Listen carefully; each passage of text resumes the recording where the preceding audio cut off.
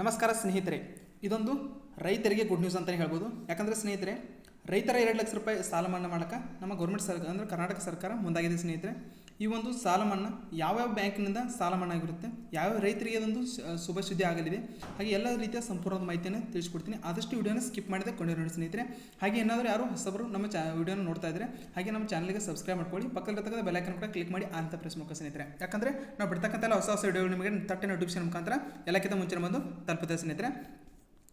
ನೋಡಿ, ತಮಗೆಲ್ಲ ಮೀಡಿಯಾ ಚಾನಲ್ಗೆ ಅಂದರೆ SP ಅಕಾಡೆಮಿ ಚಾನಲ್ ಇವರು ಏನು ಮಾಡಿದ್ದಾರೆ ಅಂದರೆ ಜಗತ್ತಿನ ಅತ್ಯಂತ ಕಠಿಣ ಕೆಲಸಗಳನ್ನ ಪ್ರಮುಖವಾದ ಕೆಲಸವೊಂದು ನಾವು ವಿಡಿಯೋದಲ್ಲಿ ತಿಳಿಸ್ಕೊಡ್ತೇವೆ ಸ್ನೇಹಿತರೆ. ಹಾಗೆ ಇವತ್ತಿನ ಒಂದು ರೈತರ ಸರ್ಕಾರದ ಅನುಭವ ಹಸ್ತಕ್ಕಾಗಿ ನಿರೀಕ್ಷಿಸುವುದು ಇತ್ತೀಚಿನ ದಿನಗಳಲ್ಲಿ ಏನು ಮಾಡಿದ ತುಂಬ ಸಹಜವಾಗಿದೆ ಸ್ನೇಹಿತರೆ. ಇನ್ನು ಸರ್ಕಾರಗಳು ತಮ್ಮ ರಾಜಕೀಯ ಲಾಭಕ್ಕಾಗಿ ಏನು ಮಾಡುವ ರೈತರಿಗೆ ಅಷ್ಟು ಇಷ್ಟು ಪ್ರಯೋಜನಕಾರಿ ಯೋಜನೆಗಳನ್ನ ತಂದಿರೋದು ಈಗಾಗಲೇ ನೋಡಿದರೆ ಸ್ನೇಹಿತರೆ.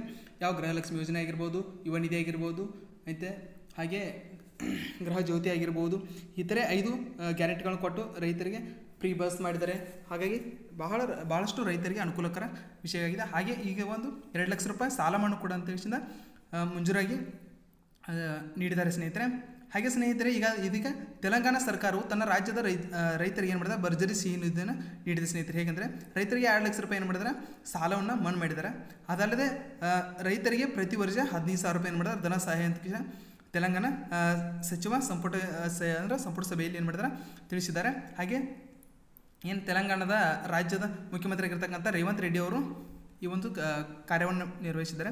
ಅದೇ ರೀತಿಯಾಗಿ ನಮ್ಮ ರಾಜ್ಯದಲ್ಲಿ ಸಿದ್ದರಾಮಯ್ಯ ಸಾಹೇಬರು ಕೂಡ ತಿಳಿಸಿದ್ದಾರೆ. ಹಾಗೆ ಇದಕ್ಕಾಗಿ ತೆಲಂಗಾಣ ರಾಜ್ಯ ಸರ್ಕಾರದ ಬೊಕ್ಕಸದಿಂದ ನೋಡಿದರೆ ಸ್ನೇಹಿತರೆ 31 ಸಾವಿರ ಕೋಟಿ ರೂಪಾಯಿಗಳನ್ನ ಮೀಸಲಿರಿಸಿದೆ. ಇದು ಕಾಂಗ್ರೆಸ್ ಪಕ್ಷದ ಚುನಾವಣಾ ಪೂರ್ವ ಪ್ರಣಾಳಿಕೆಯ ಗ್ಯಾರಂಟಿಗಳಲ್ಲಿ ಒಂದಾಗಿತ್ತು ಸ್ನೇಹಿತರೆ. ಇದನ್ನು ಉಳಿಸಿಕೊಳ್ಳಲು ಸರ್ಕಾರ ಬದ್ಧವಾಗಿದೆ ಎಂದು ಮುಖ್ಯಮಂತ್ರಿ ರೇವಂತ್ ರೆಡ್ಡಿ ಅವರು ಏನು ಮಾಡಿದ್ದಾರೆ ತಿಳಿಸಿದ್ದಾರೆ. ಇದು ತೆಲಂಗಾಣ ಸರ್ಕಾರದ ಒಂದು ರೈತರ ಸಾಲ ಮಾಡಿದಾರಲ್ಲ ಅದರ ಒಂದು ಮಾಹಿತಿಯಾಗಿದೆ. ಇನ್ನು ತೆಲಂಗಾಣ ಸರ್ಕಾರದ ಈ ನಿರ್ಧಾರದಿಂದ ತೆಲಂಗಾಣ ರಾಜ್ಯದ 47 ಲಕ್ಷ ರೈತರ 2 ಲಕ್ಷ ರೂಪಾಯಿವರೆಗಿನ ಸಾಲ ಏನು ಮಾಡಿದ ಮನ್ನಾ ಆಗಿದೆ ಸ್ನೇಹಿತರೆ.